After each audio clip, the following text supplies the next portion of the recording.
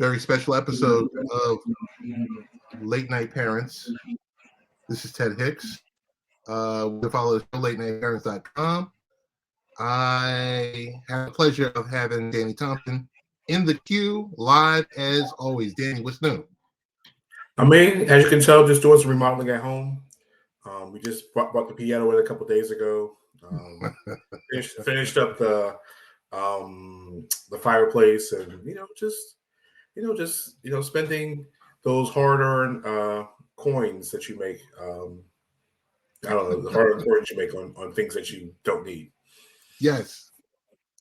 The most important thing, and I've said this to you privately, and I'll say it to you publicly, as long as you get yourself one good thing a year, you wouldn't usually purchase yourself because you're taking care of everyone else. So I would suggest one item per year that will definitely put a smile on your face. I mean, I just got budgeted, first lady. I have the first kid and the first mother all in the same house, and the first rabbit. So once they all get taken care of, then we can do that. That's true. All right. So tonight's episode is The People We Met. And I don't know. Sometimes I pick episode names way in advance, and I kind of wait for the moment to pick that episode. But a lot of stuff going on with our athletes that give us all the content that we would ever need. We don't actually have to generate anything. All we have to do is open up Twitter and just wait for the shenanigans to start. Yes, I mean it's been a weird week. It's never ending. Sometimes I get what you're saying though. So I guess out the gate, let's talk about Brandon Miller. Let's go. What's your take? What's your feel on another young collegiate athlete put into a funny predicament? And then the fact that he can run, jump, dunk a ball, hit a home run, throw a touchdown, or run it in, kind of allows him to skirt the situation. Before you answer, I just want to say what's up to Tony D and to Leggy Lady. Helen Wallace. All right. So really, it's one of the most weirdest situations I've seen an athlete, get into, especially a college athlete.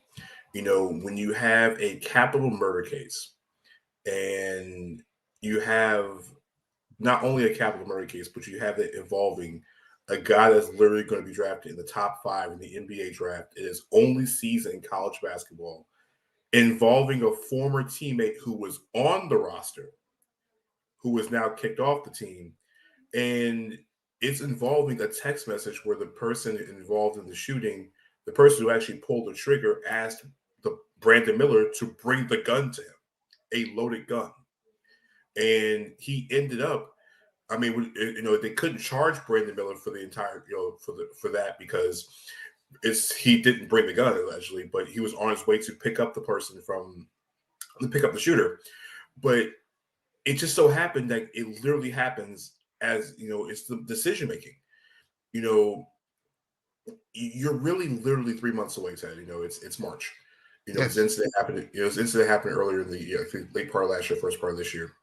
And Ted, you're literally months away from being able to start the ability to have not only wealth for yourself, but you can also take care of your loved ones. And if you have kids, you can start taking care of the legacy that you leave behind. And, Ted, we're in different age brackets, but, I know how the 1800s is a little bit different than it is now.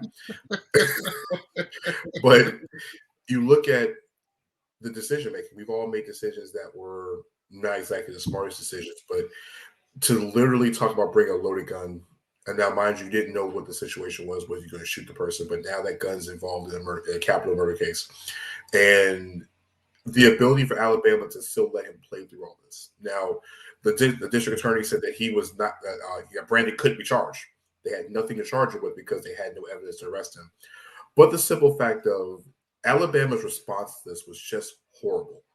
It was. Nate Oates really has shown, and I'm sorry I hate to say this, but Nate Oates has shown that it's not about the person. He cares about winning. It's not about the person involved in this.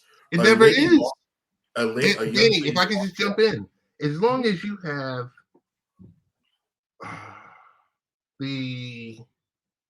as long as you're an athlete, and as long as you're providing that organization, whether it's an institution, as long as they're able to make money off of you, not discussing NIL or anything else like that, but as long as they're able to make money off of you, that's all that matters. Same things with our professional teams when we see our role models struggle with stuff. But go ahead. I just wanted to mention that. I mean, it's just the fact of you can tell that Nate Oates, Alabama's never won a national championship in basketball, and this is their best chance to win it. Take away the loss today, they still have an outstanding chance of winning their first national championship this year. Not only the response to it after the fact, and then he continued to play in his first game back, the TSA check down and pat down, like it's completely no idea of how bad the situation is. You're really doing a pat down after you shouldn't be playing. The case comes out, he's playing the same night against South Carolina. He should have been away from the team until they got this whole situation figured out, national championship or not. And really, if you're a parent, and like we said, we're both parents, you're looking at that saying, my kid's just a number. Could you imagine if that kid Brandon Miller would have been a guy who was the 12th man, a walk-on the roster, would he have been doing the same thing for him? No, because the other kid was already off the team anyway. Right. It's a terribly sad situation. It makes everybody look bad. It makes Brandon Miller, and even Ted talking to draft scouts, his stock's not being affected. He's literally still going to be a top 5 pick in June. It just really depends on which team is willing to. They don't. They literally, this kid should not be playing. This kid should have had everything taken care of and then get back on the court if there's enough time. But it's about winning. And it just ironically just happened to be Alabama process as well, too, because we all know Nick Saban and stuff that he does indiscretion-wise. So it is what it is. I guess in a week or so, we can have you come back and we could talk March Madness and the like. Hey, before I get too deep into this and we go into the next topic, where can we find your writings? Where can we find stuff that you talk about? Let's plug it early. We're doing it early. I do have a Substack, so it's called The Wonderful World of Data. It's a project I decided to start with the help of a person on this screen that you see. It's not myself. It's a data project. It's really going into an in-depth part of data analysis in the NBA and basketball that I really don't get a chance to see, because when you look at data analysis and you look at data itself, there's two types of people. There are people who love it and the people who hate it. And the people who hate it a lot of times don't understand it. If the people who love it, they'll understand why the people who hate it, they really hate it. So for myself, as someone that I'm a basketball person that knows how to do data, I want to be able to provide a kind of a median for those who don't understand sports and how the importance of data is in the NBA. Because data is a very good way of evaluating talent, but at the same time, it's not the only way. It's kind of a bridge work. So I've had a couple articles on there, working on one now. You'll see different type of flow charts. You'll see different shot charts. You'll see how it's broken down and how it means to a player. I think the last one I did was on the all NBA defensive team of guys that you wouldn't even think about was good defensively. Highlighting guys such as Zach LaVine and Steven Adams, Tobias Harris of the Sixers, and a few other guys, Ja Morant as well. So among other guys, I've talked about Kevin Love. I've talked about efficiency and scores, and I'm always looking for new content. And I do have social media. You'll see my name on there, Danny DANY number 3 Thompson on Twitter, and I'm always around. You'll never know where I pop up here, there, everywhere. So not a hard person to find. Got it. Thank you. Really quick, want to go into the craziness with Ja Morant. I mean, I guess this has just been brewing. Because we've been hearing stories and certain things that have been happening, and we're finally now, I guess, at that intersection of, okay, this person who has all this talent, could he lose it all? This is really, I mean, it's a scary situation. Like, I don't want to say it's Gilbert Arenas vibes, but it potentially could be. This could be a bad situation. Ja Morant is literally Ted's on his way to become not only one of the most popular players in the NBA, but he also has a connection with a certain part of the NBA fan base. The hip hop fan base, the urban fan base. He has a very strong connection with them. Right. Because of his demeanor, his play, his ability to know the trends and fashions and everything in between. And in the last 2 weeks, it's really been like just a myriad of things coming out about Ja and his indiscretions on the court, off the court, not on the court. It's everything off the court. We should be talking about his new shoe that's about to drop. The Ja Morant ones I think they're either coming out this week or they're just already released. And he is a signature athlete of Nike with his own signature shoe. And Ted, we're talking this off air. He's the guy that's going to be replacing Kyrie Irving essentially as that next face of Nike in the backcourt, in the guard aspect. And now we have the incident with his mother and an employee at a finish line where they got into it. She called Ja. Ja comes to the mall with 9 other people and was looking to see the 17-year-old kid in the parking lot. This is per the Washington Post.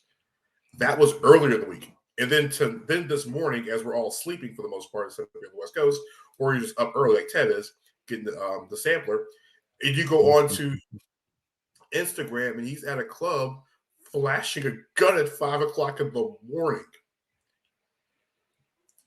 Well, it's a very dangerous situation because in the culture of Memphis, if you're not from Memphis or don't know anything about Memphis, Memphis is not exactly the easiest city to live in.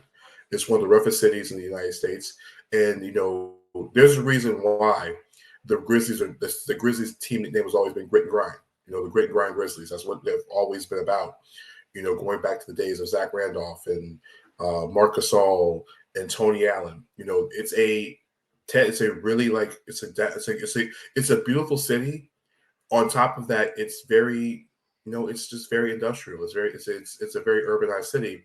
And it just looks like Josh falling into the wrong crowd and continue to be in that wrong crowd and trying to maintain that lifestyle that, that's part of the hip hop culture in the NBA, and off the court. And flashing a gun ain't the smartest thing idea, especially when you have a case with the finish line incident. You already have other things that happen off the court, and it's sad at this point, but it ended up he got suspended. He's actually gone for at least the next 2 games, and he issued a statement today apologizing. And like I said earlier, the same way with Brandon Miller, he's a kid. Ja's 23, 24 years old. We're going to make mistakes. Just hopefully that he learns from these mistakes, because that's a big shoe contract. That's a huge contract with the Grizzlies. You're their franchise player. You're the reason why. No offense to the other 12 guys in that roster. You're the reason why people watch Memphis Grizzlies games, and you're one of the most popular players in the league. You got to fix all that, and you got to get it together. So hopefully, this next few days, 5, 6, 7 days away from the team, that he will figure this out quickly. A lot of times people would say, where's the father? Where's the guidance? But we see the father at the games. Mm-hmm. So if you were able to have a conversation, Danny, with Ja Morant's father, like, what would be some of the things that you would say? I think honestly, you know, it's like Team. I think from what I guess I don't know Team Morant personally, have not come across him. I'm not even sure his complete background, so I'm not going to speculate it. From one father to the next, I know that as a father, I would look at it from my perspective. You know, I'm sure that T has told Ja what he's doing is completely off center. Like, you know, I'm pretty sure they've had those conversations, and I'm pretty sure that he is probably in Ja's ears more than we think. You know, I don't think that it's one of those situations where he's dropping the ball here, and I'm looking for the positive more than the negative. I'm speaking positivity into another black father, just like myself. I'm sure that he's trying to give Ja as much guidance as possible, but the problem is you can't be around your kid 24/7. You can't. Unless you're living with him and sleeping in the same house and sleeping in the other room, you're not with Ja 24/7. It's really the decision making and the people he's keeping around him when his dad's not around or his mom's not around. It's the handlers, it's the friends, it's the people that he associates with. I mean, we just had an incident. And Danny, if I could just interject there, there's going to be certain decisions that are going to be made on the fly. That I understand. But when you see a specific crowd around the person, that's what I would question. That's what I would be like, okay, you know what? Hey, son, come here. I want to talk about, and chances are he's at the age where the father could probably give some insight, and he says, all right, Dad, you know what? Thanks. Mm-hmm. We don't know. I mean, Ted, we don't know. I mean, Ted, if you think of Ja's entourage, we had an incident they had an incident with the Indiana Pacers a couple months ago, where supposedly they had somebody had an infrared on their gun and it was pointing inside the Pacers bus. That was from Ja's entourage. You know, yeah, we saw T. Morant get into it earlier in the year with Shannon Sharp, which was pretty comical. But they were cool afterwards. But they cleaned it up really quick. Yeah, quickly. And I really think that I don't think T. Morant is putting Ja in that situation. I wouldn't believe he would. And sometimes, Ted, when you're a 24-year-old kid, a $200 million contract, you have an 8-figure deal from Nike, you have your own signature shoe, and you are, I don't want to say it, you're the king of Memphis. You are the biggest person in the block. You feel like sometimes you're invincible. But you're not. Athletes aren't invincible. They're not. You know, it just takes one slip. They're not. And the thing is, and you and I were talking in pre-pro that, because a lot of people like to put that stereotype out there that, he's in the hood, but learning from you, he wasn't a kid from the hood, or was he? I mean, a lot of the background. I think he went to a private school. He had both of his parents. They grew up in South Carolina. Ja didn't have the big offers, so he always had the chip on his shoulder. So it was like he had an extensive background. I'm just going to say comparable to a guy who he has a lot of similarities to, which is Allen Iverson. Right. He didn't have Iverson's background coming into the NBA. And one thing Ja's got to understand is that if you look at anybody who has been through it and has seen it from top to bottom, from back to forth, it is Allen Iverson. I think Iverson's a guy that you have to really, at the end of the day, look at what happened to Allen. I mean, it's as quickly as it comes, as quickly as it goes. So like in the NFL, there's like the Tony Dungy. There's like the Oracle where, hey, if there's an issue, Tony Dungy gets involved, and then he's working with the league and working with the Players Association and trying to come to some common ground. Who is that member, I guess, in the league or league office that could be used as like that symbol to reach out to some of these players? You know what? A guy that has that type of pull in the league office, I'm going to have to think about that one. I really have to do, because you look at the Player Association, it's mostly younger guys. Chris Paul's the president. Right. But the vice president, I think, is Grant Williams. the Celtics, who is right around the same age as Ja, the same age range as Ja. But to be honest with you, in the league, I mean, you have a lot of guys that have played in the NBA. I think a Mm-hmm. lot of the guys will speak for Ja, but they're speaking to Ja to change your circle. I saw Matt Right. Barnes speaking about this to Rachel Nichols the other day on their show. I think their show on Showtime, and he was saying, "Listen, me and Steven Jackson is referring to have done the things that you do, and you know you can't do those things." DeMarcus Cousins said today, the Grizzlies, you need veteran leaders. The Right. Grizzlies are one of the youngest teams in the league. Their elder statesman is Steven Adams, who I think just turned 30. There are no veterans in that locker. No offense. There's no super league like long tooth veterans. If Udonis Haslam is in that locker room, that's not happening. Right. OD, UD, OD is not going to fall. It's not going for that. Udonis ain't going for that, no matter what Yeah. the situation is. This is the problem when you have a lot of young teams. You don't have the veteran mentors. You need somebody to be able to take Ja's side. Like, listen, man, you're not doing this. You're not doing it right. There's no veteran coaches on the staff that have been 12 and 15, 16-year pros that can probably relate to some of the things Ja's going through. I think that if the Grizzlies would add DeMarcus Cousins, for example, knowing what DeMarcus has been through, being an all-star, being an elite player, being a guy with a bad reputation, a bad baggage, Right. he'd be great there. There are plenty of guys in this league that can take him under the wing. But Ted, the thing is, this old saying, you can lead a horse to water, It's true. but you can't make him drink. It's And true. Ja's going to need to take this couple of days and be able to drink some of the water people that really care about him want today. I think I told you in jest earlier. I would go get. I don't know how many are in his circle that are not making the right decisions. Bag of money for each of them. Here you go. God bless you. That's it. You're done. I mean, at some point, you're going to have to, one of the things I've learned as I gotten older is the ability to elevate. And as you elevate to different parts of your life, and as you move forward, and as you grow as a person, one of the things is, I would say, once your circle changes, as you get to a different point, your circle should change. Sometimes it leaves out people that shouldn't have been there or people that had to be there for a season. I think it's time for Ja to, at this point, look at the circle he has and make some serious changes. If that makes you not a dude that's completely the most street dude possible, it is what it is. It really is what it is.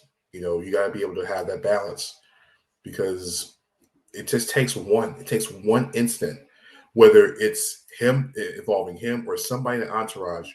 One instant could tear down everything you have built from the time you started dribbling the basketball at 2-3 years old. One mistake, one bad idea can just take away everything. And and Ted, if you don't look at basketball, for example, look at Michael Vick. He made a decision. Yes. He made a decision and ended up in jail. And that's Yep. why I said athletes are not bulletproof. Michael Vick went to jail in the height of literally being the Nike $100 million man, cover of Madden, basically the end all be all in the city of Atlanta with a franchise on your shoulders, and they sent him to jail in the middle of his career. It just takes one. It just takes one. And I just said I don't think it's mismanagement from T. Morant. Like I said, just being from one father to another one. I don't think it's that. I just think it's the circle he's around. I think it's the people just telling everything he wants to hear. And a lot of times you're just trying to fit into a culture. Just think about it, Ted. You know how hard it is. People think it's easy when you have a lot of money. People think it's easy when you have this talent. But the NBA lifestyle is putting yourself sometimes in situations, I've seen it before, that are not exactly the easy situations. And a lot of times guys just fall in line to be in line instead of making their own path. Hey, two quick items. Well, one quick item, and we can chew on this next topic for a couple of minutes. Cyril Gunn against John Bones Jones. Who wins? What's your prediction? And in what round? Man, I want to see John Jones win tonight.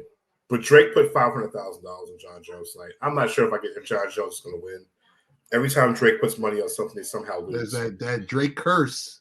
Yes, it's almost bad as the Madden curse. As Jake Paul, it happened to him last week. I saw Jones at the weigh-in. He looked incredibly for a guy that's put on that type of weight. He looked really good for that size. But I would hope that he would take a tune-up fight before getting into a situation like this, because Gagne is a puncher. He's a big guy who can punch. But he's not a wrestler. He's not a wrestler. I know, but Ted, ground and pound. People say John was 230 fighting at light heavyweight on the day of fights after he cut weight to get to 205. Some people say he was fighting at 230. Ted, he's fighting at literally 247 tonight. I think he was at the weigh-in. I think if Jones is light on his feet, if he's light on his feet in the first 2 to 3 minutes of round one, and we can see that spry John Jones at that weight that he's at now, Gagne's done in the second round. He's done in the second round. But if I don't see the same John Jones in the first round or so, and Gagne starts getting shots on John, that's the thing. If he hits John Jones, and he hits John Jones consistently, and this fight gets past, I'd say, the second round, I think Gagne wins this thing and walks up to the heavyweight championship. And Dana White's looking at everybody confused as hell. John Jones, Johnny Bones Jones should be 27-0 right now, right? I'll leave that there. I mean, listen, really he's the greatest mixed martial artist of all time. Of all time, the GOAT. Of all time. No matter the weight class, no matter what it is, he's the greatest of all time. The high stakes of World of Sports Insiders, Danny. Mount Rushmore is. Look at that. Woj, Shams, Jake Glazer, Adam Schefter. See, I mean, you can put those four on there, right? And I think the only one I honestly will say that, of course, we look at the four, the Mount Rushmore of the four. You're not moving Woj, and you're not moving Shams. Like, those two are literally everything. I think Schefter has taken a hit over the last couple of years with all the misinformation on Aaron Rodgers. His missing on Aaron Rodgers is looking bad. It's almost as bad as watching Tony Gwynn try to hit Greg Maddux. He can't figure it out. And the only one I would question being on this four would be Jake Glazer. Glazer's an amazing insider. I will not take that away. But there are other insiders in other sports that are on the same level, I think, as Woj and Shams or Schefter and other sports that I can see on this list just as much as Drake Glazer. I think John Heyman of MLB.com, EJ Heradic of ESPN. There is a few others that are just about as big, if not faster than Jake Glazer. But if he's on the list, I get it. I understand. I'm waiting for you to shout out our guy, Chris Haynes. I am. I mean, you could, but there's a bunch of guys. Like I said, I just mentioned the two from the other sports. Because I say you only got two sports represented. I think Chris Haynes is elite. Chris Haynes is a max insider. If we're talking the world of max players in the insider game, he's a max player. I think there's maybe 8 or 9. I think about 7, 8, or 9 insiders among all sports who are, I consider, max insiders. And I think Chris Haynes is definitely one of them. And if he was, like I say, if he replaced Jake Glazer, I can understand it. Okay.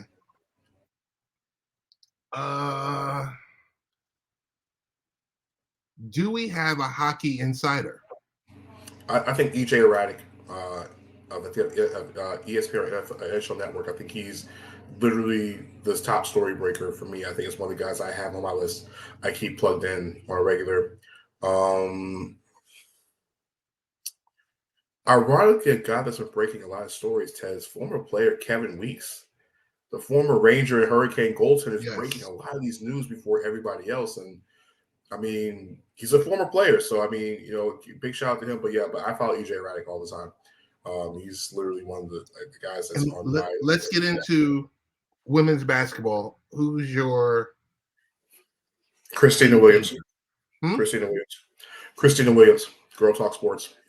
She might be literally between her and Josina Anderson, 1A and 1B when it comes to story breakers, insiders in the women's side of everything. I think just women in general, and ironically because it's Black History, it's Women's Black Women's International Month. Month. Yes, I think those two women, Christina Williams, Josina Anderson, are 1A and 1B. But when it comes to women's basketball, it's Christina Williams 1. I can't remember. Rachel Gallagher, I think Rachel Gallagher, if I pronounced her last name right, from Winsider, and Howard Mengal of the W. Those are the top three. But yeah, Christina Williams is the elite one of the group. Easy. No comments on Ian Rappaport. You're not a big Ian Rappaport fan? No, I follow Ian. I guess he's on my list. I guess he's on my list of people that I would consider that type of level. But is it kind of warped because he's NFL media? No. I think here's the thing. You still, to be an insider, you still have to have insight and intel. Everybody's insight and intel is different. You look at, for example, Woj and Shams. A lot of times, Woj information comes from organizations. A lot of times, Shams stuff comes from players and general managers and those things. So I think it was a great article. Ted, I think it was Ethan Strauss wrote about that. Yes. He broke down the insiders and where a lot of the information comes from.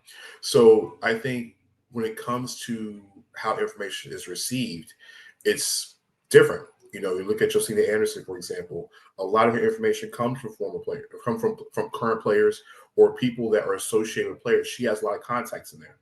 It might be different contacts to Adam Schefter, who pretty much is probably, since he's through ESPN, is probably connected to every GM in the league, but a few players on the back end. The few of the higher name quarterbacks probably. I wouldn't see Lamar Jackson handing it over to Schefter first. Let's just say that. Never. Mm-mm. Never.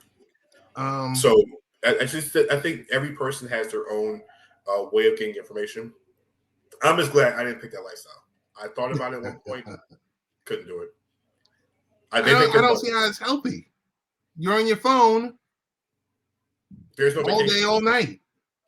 I bet you if you look at Woj's PTO time at ESPN, I bet he has so much PTO on the backlog that they just have to pay him out at the end of the year. Yeah. Because there's no vacation time. None. There's none. Because the NBA always has something going on. The one great thing I will say about the NBA and my rekindled love with the NBA is the way they scooped the NFL during the Super Bowl. Oh yeah, Kevin Durant trade. And the ironic thing was it happened in Phoenix. Of all places, Phoenix. It was awesome. I had friends that covered the Super Bowl and some outstanding journalists that were out in Phoenix. They were saying that because they were literally talking Durant all through Media Row. They were talking at parties all around, all around the area because it was that big of a trade. The NBA has found ways to one up the NFL at all times. So I love it. Yeah. All right. We're going to stop there because we've got a hard stop at 35 minutes. If you can run through again ways we can find you on your Substack, ways we can subscribe to it, and is there going to be a paywall? First, you can find my Substack on at substack.com, which is called The Wonderful of the Data. So please check it out there. It's a free subscription service. Please subscribe to it now while it's free. That's the best part. Subscribe to it while it's free. Because it gets to the point I put it behind a paywall, then guess what? I'll grandfather you in. But at this point, no. It's still a free Substack. There's a lot of information out there. Like I said, it's still a growing site, so take advantage while it's free. I do drop articles on my Twitter page all the time, which is Danny DANNY 3 times on Twitter. Follow work at the3pointconversion.com. Ted, we actually have a March Madness Wrestling edition starting this week. Oh, okay. So I have a group.